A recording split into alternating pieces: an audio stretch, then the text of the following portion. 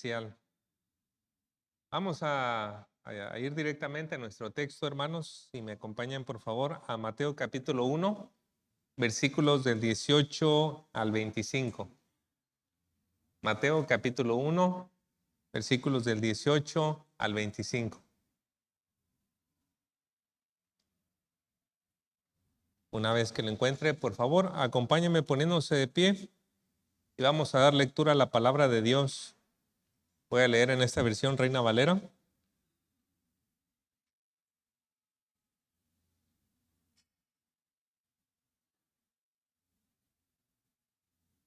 Dice la palabra de nuestro Dios. El nacimiento de Jesucristo fue así. Estando desposada María, su madre, con José, antes que se juntasen, se halló que había concebido del Espíritu Santo. José, su marido, como era justo y no quería infamarla, quiso dejarla secretamente. Y pensando él en esto, he aquí un ángel del Señor le apareció en sueños y le dijo: José, hijo de David, no temas recibir a María tu mujer, porque lo que en ella es engendrado del Espíritu Santo es. Y dará a luz un hijo y llamará su nombre Jesús, porque él salvará a su pueblo de sus pecados.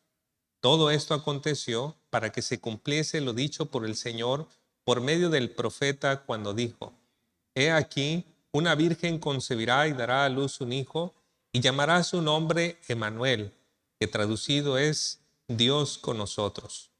Y despertando José del sueño, hizo como el ángel del Señor le había mandado, y recibió a su mujer. Pero no la conoció hasta que dio a luz a su hijo primogénito, y le puso por nombre Jesús. Vamos a orar. Dios y Padre nuestro, es usted el Dios fiel y verdadero, que sus palabras, sus promesas se cumplen al pie de la letra. Ninguna de ellas debe de ser desechada hasta que todo se cumpla. Usted es un Dios de verdad. Y por todo ello le adoramos y le alabamos. Por este plan maravilloso de salvación que a lo largo de siglos y de milenios ha ido desarrollando y culminará con nuestro Señor Jesucristo siendo Rey sobre todo y reinando sobre todas las cosas. Oramos, Señor, para que en este tiempo, a través de su palabra, usted nos anime, nos ayude, Señor, a mirar ese plan maravilloso y ayudarnos, Señor, a darnos cuenta que lo más importante es integrarnos a ello. Aun cuando todas las cosas puedan cambiar, pero que nosotros estamos en su plan, estamos dentro de Cristo. Oramos, Señor, para que entonces nos dé la gracia y que este pasaje sea expuesto con fidelidad. Ayúdenos, Señor. Obre en nosotros en Cristo Jesús. Amén. ¿Puede tomar su lugar, por favor?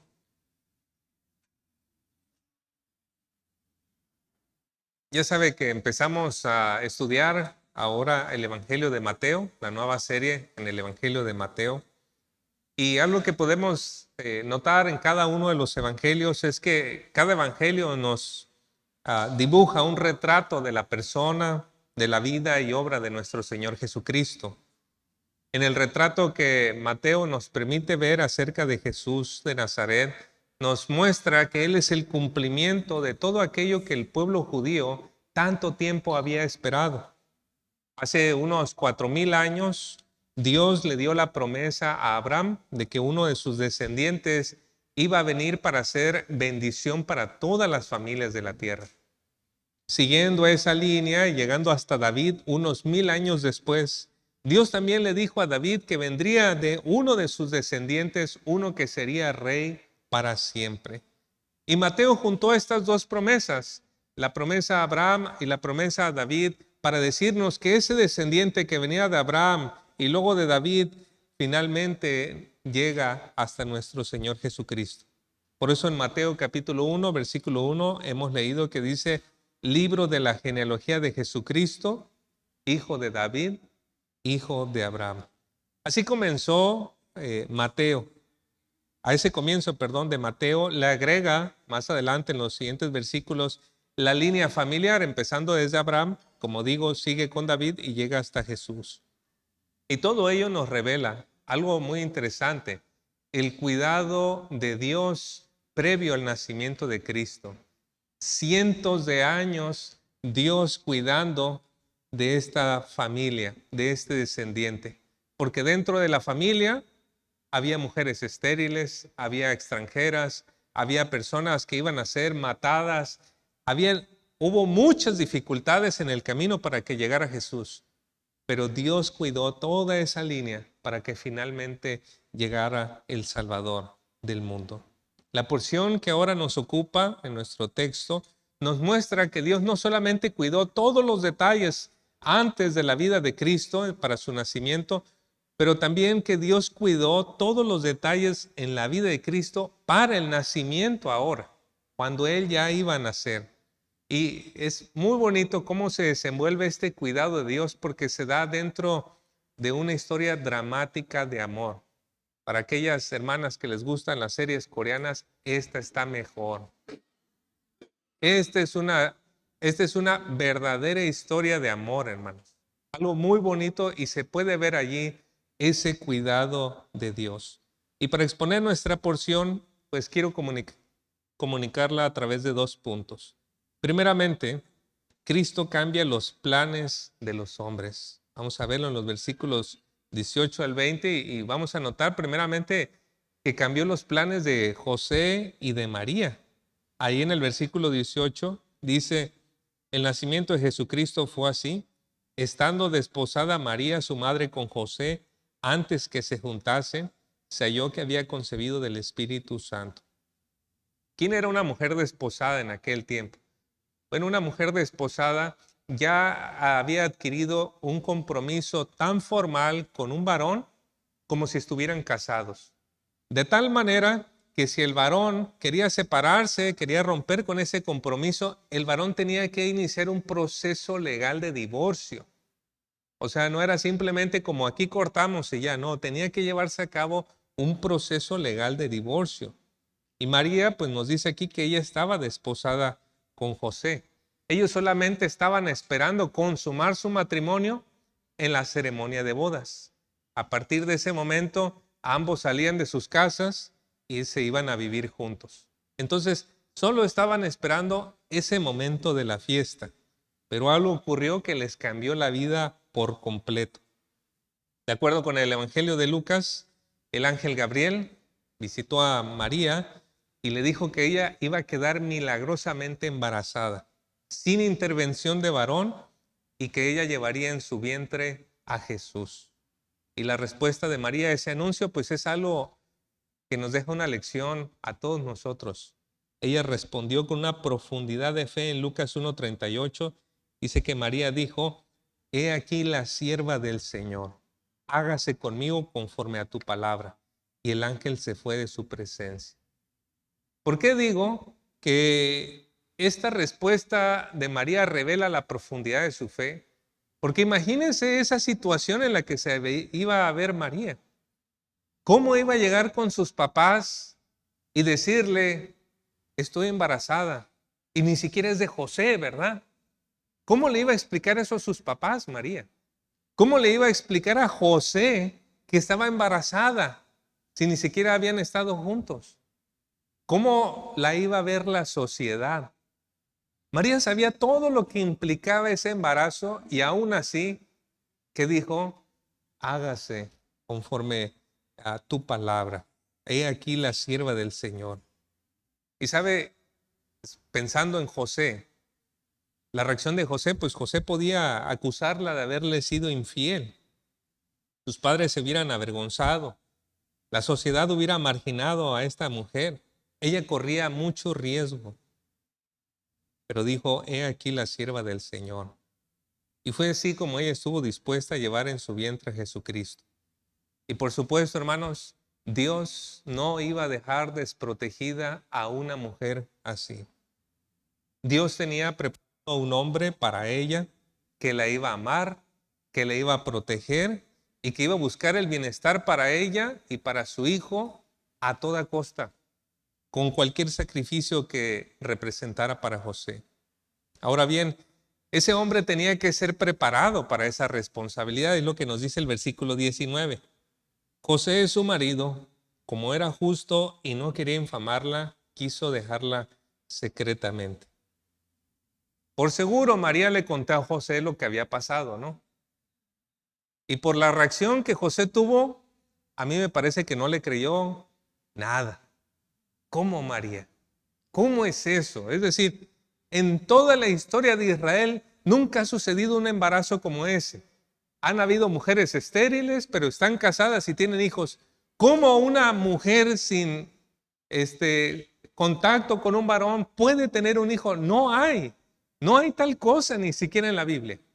Así que, ¿puede usted, varón? Bueno, usted entiende cuando pasa uno esas noches, ¿verdad? Así, ¿cómo se sentía José después de esa plática con María? José, pues podía dejarla, ¿verdad? Pero por otro lado, José sabía que si se casaba con María, estando ella embarazada, pues todos se iban a burlar de él.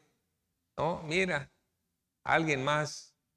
Y así te casas, José. Toda la sociedad, toda la familia, todos, por mucho que él la amara, sabía que por el resto de su vida, todo iba a ir muy mal en la vida de José. Entre las opciones que a José no le perjudicaban tanto, una de ellas estaba denunciar a María públicamente. Decirle a las autoridades, ella me engañó, y las autoridades iban a hacer algo contra María. Pero dice el texto que José era justo, alguien apegado a las escrituras que nos llaman a amar, a tener misericordia. Él era un hombre así. Entonces él no iba a buscar aquella sentencia que fuera lo más duro para María, aunque podría ser justo en alguna manera, pero él iba a buscar algo que no le perjudicara tanto. Y ahí nos dice el texto que él buscaba divorciarse en secreto.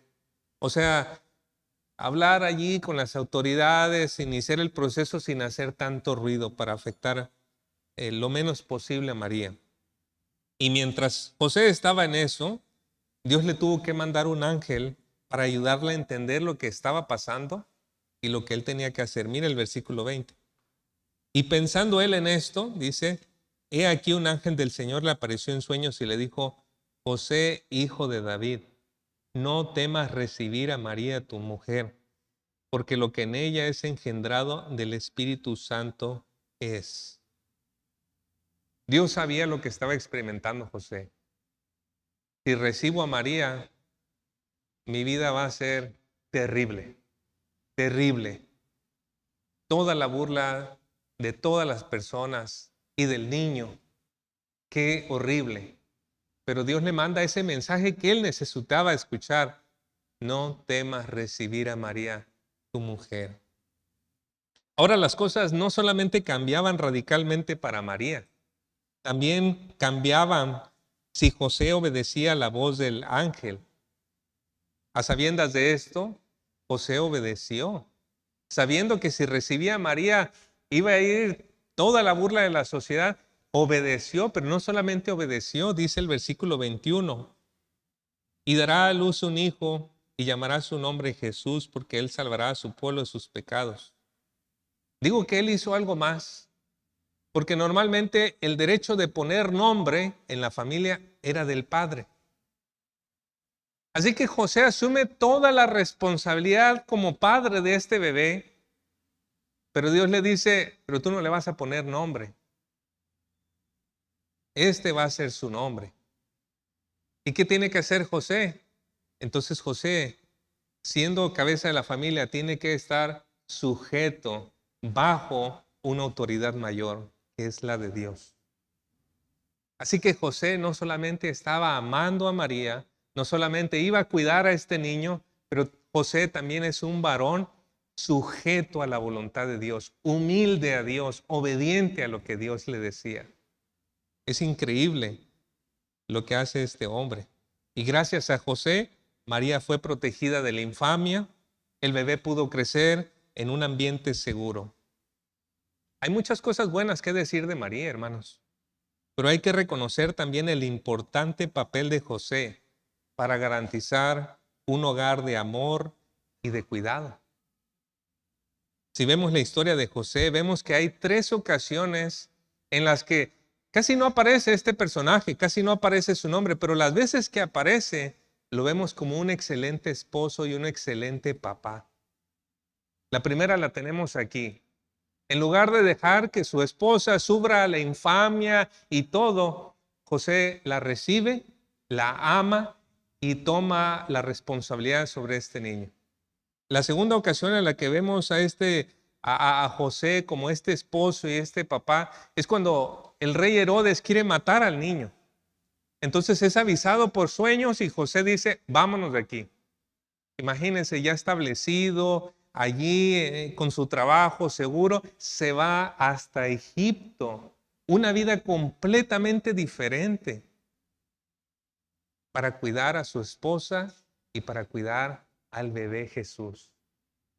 Entonces, ya pasa algún tiempo, muere Herodes y tenemos la tercera ocasión donde José está obediente a Dios, a la voz del ángel. Él regresa, pero cuando va a regresar se da cuenta que el hijo de Herodes está reinando en Judea y dice no, y mejor se va a Nazaret. Y otra vez José cuidando a su esposa y cuidando ahora ya al niño, al adolescente Jesús. Siempre tomando esas decisiones para el cuidado. Por eso muy apropiadamente se le describe como un hombre justo. Qué bendición es para la familia cuando tiene por cabeza a un hombre recto delante de Dios. A todos los papás que estamos aquí les animo a ver en José un ejemplo de la virtud cristiana. Primero, obediente a Dios. Segundo, un hombre valiente.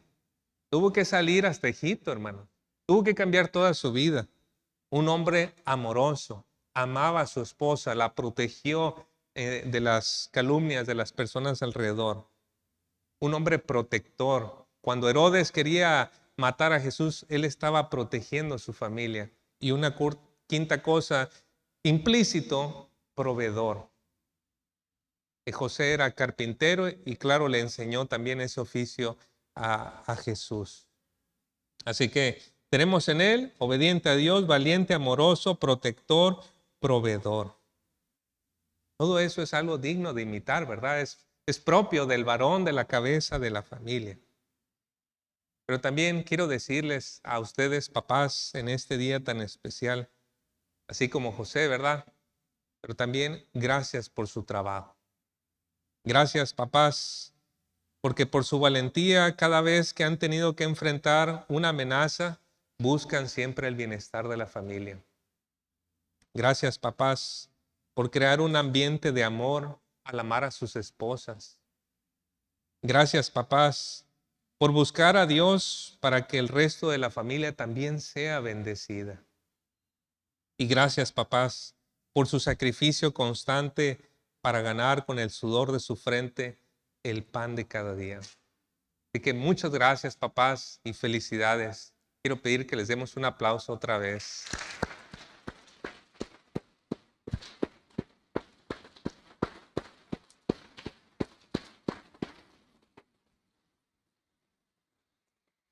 Felicidades, papás. Cuando yo veo la historia de José, me parece la historia de muchos de los que estamos aquí, ¿verdad? En alguno o en otro de los detalles aquí. Pero ahora volviendo a nuestro texto, hermanos, hemos visto cómo la llegada de Cristo cambió por completo los planes de José y de María.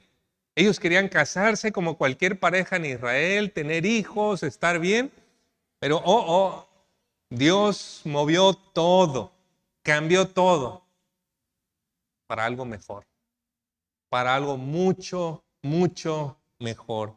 Porque ahora, aunque su familia estaba de cabeza en un cierto sentido y tenían que moverse de un lado a otro y cuidarse y protegerse, pero esta familia tenía en sus brazos al bebé Jesús, a Jesucristo, al Mesías prometido.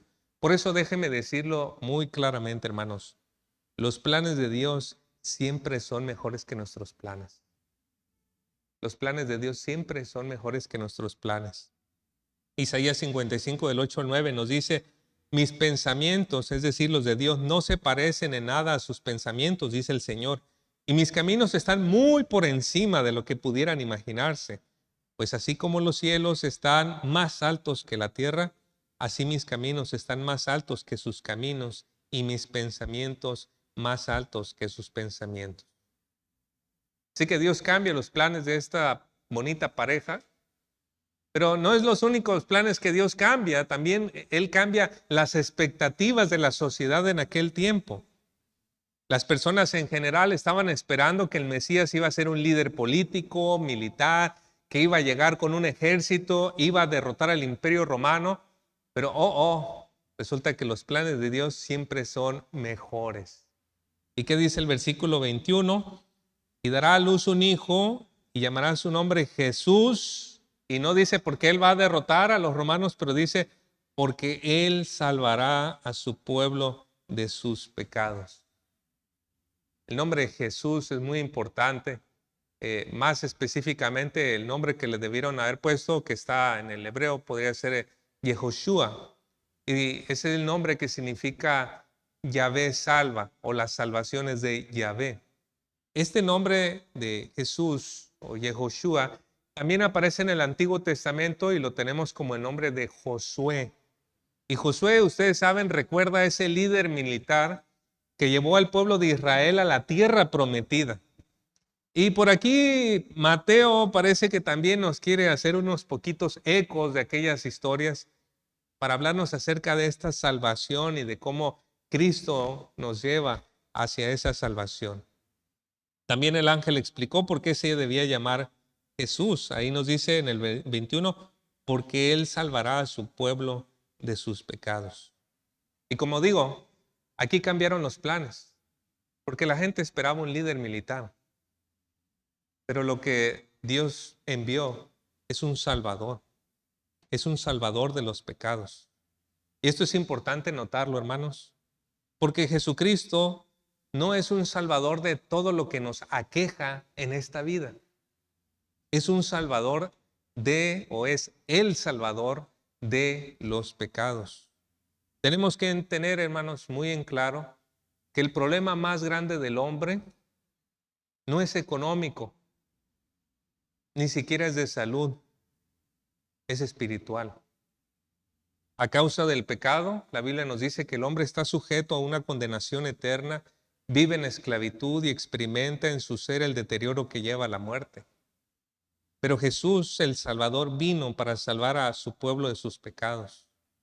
Esta salvación Dios la hace a través del perdón a base de sacrificio.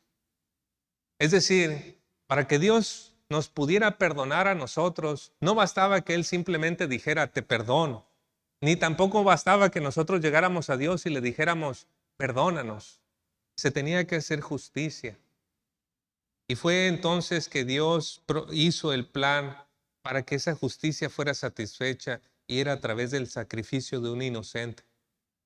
La única persona que podía cumplir con eso era alguien perfectamente inocente, sin pecado, que se ofreciera en sacrificio por los pecadores.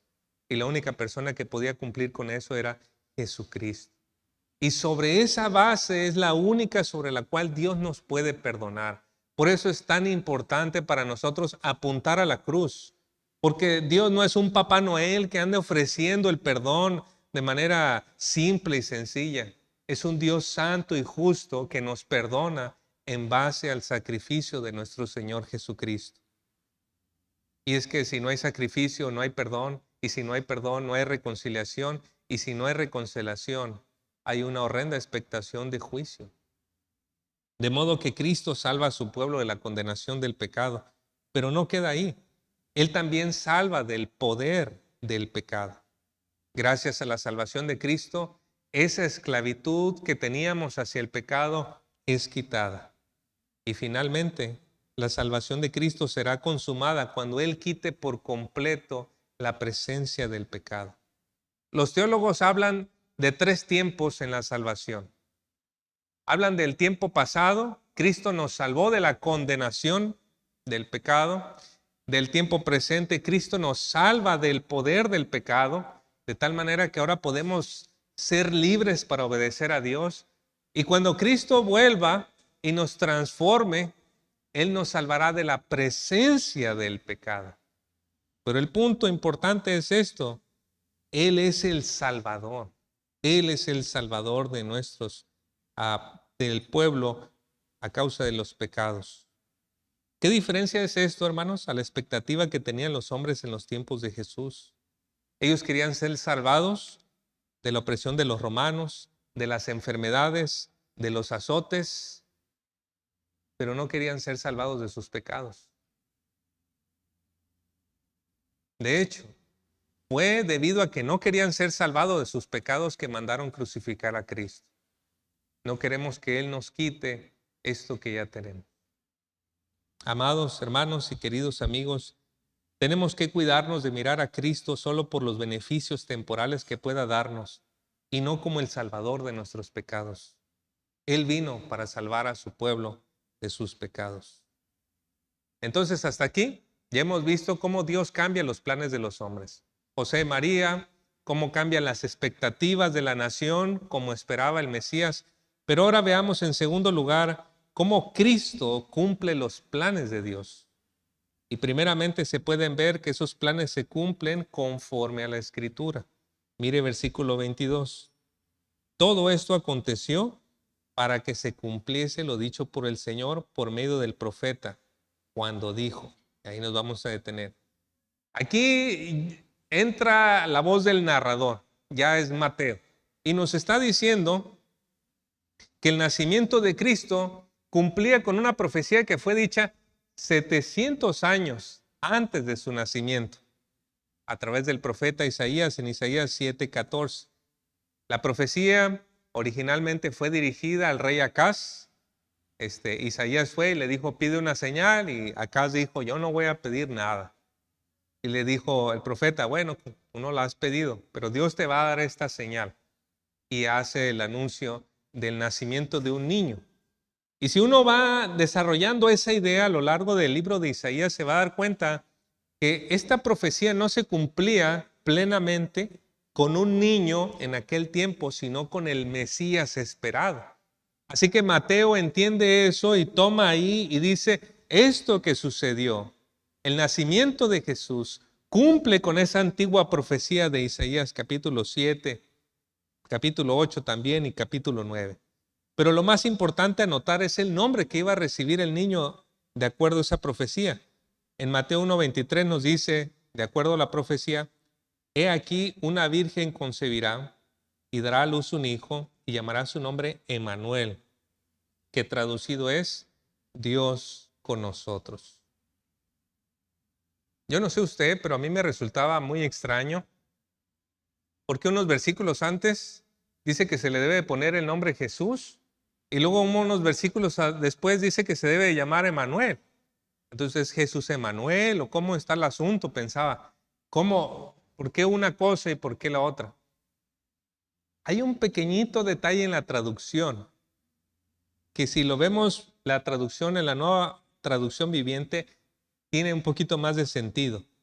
Dice en el versículo 23 de la Nueva Traducción Viviente, miren, la Virgen concebirá un niño, dará a luz un hijo, y no dice lo llamarás, dice lo llamarán Emmanuel, que significa Dios está con nosotros. La idea es esta. El nombre del niño es Jesús, pero cuando la gente lo conozca y cuando la gente pueda experimentar su gracia y su salvación, ellos se van a dar cuenta, este no es cualquier hombre, este no es cualquier profeta, este no es cualquier persona especial como Jeremías, como Isaías. Él es Dios con nosotros. Aquí delante de nosotros está Dios. Y de eso hay registro en los evangelios, ¿no? Por ejemplo, el apóstol Juan, ¿qué dijo en Juan 1:14? Y el verbo se hizo carne y habitó entre nosotros y vimos su gloria, gloria como el unigénito del Padre, lleno de gracia y de verdad. Es decir, ellos que conocieron a Jesús Se dieron cuenta que Él era Emmanuel, Dios con nosotros. En otro momento, cuando Jesús hizo una importante señal en Mateo 14:33, dice, entonces los que estaban en la barca le adoraron diciendo, en verdad eres hijo de Dios. Así que Jesús ya no solamente es el descendiente de Abraham que va a bendecir a las familias de la tierra, no solamente es el descendiente de David que va a reinar sobre todos eternamente, ya no solamente es el Salvador del mundo, pero Mateo nos está diciendo ahora también, Él es Dios entre nosotros. Dios entre nosotros. Él cumplía perfectamente ese perfil de las Escrituras.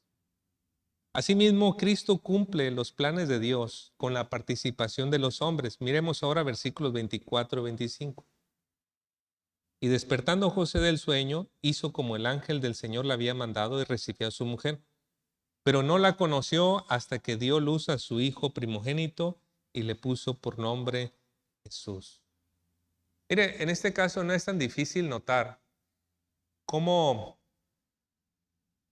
se cumplen las cosas en la vida de Cristo a través de los hombres. Es decir, Dios manda un ángel para que le diga a José lo que tiene que hacer y decimos, bueno, así es fácil que se cumplan las cosas, ¿verdad? Pero hay algo muy interesante aquí, hermanos.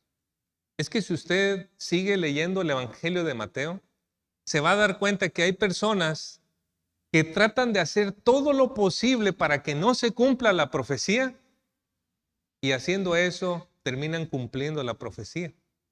El caso del rey Herodes.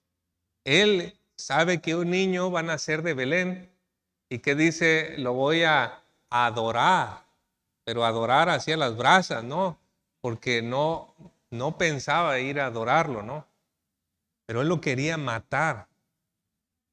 Entonces, Herodes no quiere que se cumpla la profecía de un rey que viene de Belén, pero al final Herodes no logra matar a Jesús y se cumple la profecía que dice que alguien sanguinario iba a matar a muchas personas en un lugar. Así que lo que vemos aquí en esta parte nos está mostrando que el plan de Dios se cumple sí o sí, como ha venido profetizado a través de hombres, sin hombres, a pesar de hombres, el plan de Dios se cumple. Los planes de Dios siempre se cumplen. El punto es que no hay nada que tome de sorpresa al Señor. Él está en control de cada detalle. Él es soberano y Él ha venido llevando a cabo su plan a lo largo de los siglos. Aquí es donde quiero comenzar a concluir. Los planes de Dios se cumplen y sus planes son mejores que los nuestros. Nos quedamos cortos, hermanos, si miramos solamente a Dios por los beneficios temporales que podamos recibir de Él. Debemos mirar a Dios de la forma apropiada. Debemos de ver que Dios tiene un plan y en ese plan no soy yo, no es usted quien está en el centro. No es nuestro dolor de espalda, de estómago, nuestro dolor de cabeza, nuestra situación financiera. No es lo más importante, es Cristo. Es Cristo en el centro lo más importante. Dios tiene un plan, en ese plan el centro es Cristo y Él está en perfecto control de cada detalle. Hermanos, si algo nos tiene que ir moviendo lo que nos está contando Mateo, es que nosotros no podemos ser esas personas que se acercan al cristianismo y que se acercan a Cristo solo para buscar paz, gozo, sentirnos bien, sentir bonitos o que nos saque de algún problema. Estos pasajes en Mateo nos están moviendo cada vez más a decir, Dios tiene un plan mucho más grande que mi pequeño problema. ¿Te unes o estás fuera? Mateo nos está diciendo eso. Si te unes, eres parte de todo este engranaje y de todo lo que Dios está haciendo para la gloria de Jesucristo. Así que mi exhortación al final es que nos unamos con humildad, así como José, a los planes de Dios que tiene para su Hijo Jesucristo. Oremos. Amado Dios, toda esta historia con estos detalles, nosotros lo relatamos en una manera tan sencilla, pero cuántas noches de preocupación pudieron venir sobre estas familias, sobre las preocupaciones en la cabeza de José, todo lo que tuvo que hacer para cuidar a su familia, amar a su esposa, velar por el bebé Jesús. Y nosotros aquí lo mencionamos, Señor. Pero, Señor, también está nuestra propia historia. Y ahora, Padre, queremos que como iglesia sabemos que somos parte de todo esto y queremos, Señor, unirnos en ese plan que trae alabanza y que trae gloria a nuestro bendito Señor Jesucristo. A cada uno de nosotros, Señor, por favor, que su Santo Espíritu nos hable en esa parte, en ese engranaje de lo que somos parte para esa obra que trae gloria a Cristo. Y que sabemos, Señor, finalmente terminará ayudándonos a ser mejores discípulos para la gloria de Cristo. Por favor, guíe a su iglesia en lo que hacemos este recorrido y que podamos mirarle a usted no solamente como nuestro benefactor, pero también como el Salvador de nuestros pecados. Que si hay alguien aquí, Señor, que todavía vive en la esclavitud del pecado, que siente el tormento y el azote de Satanás, que pueda mirar al Salvador, a Jesucristo, al único que puede salvarle de los pecados. Te lo rogamos, Señor. Pedimos en Cristo Jesús. Amén. Que el Señor les bendiga. Y felicidades nuevamente, papás.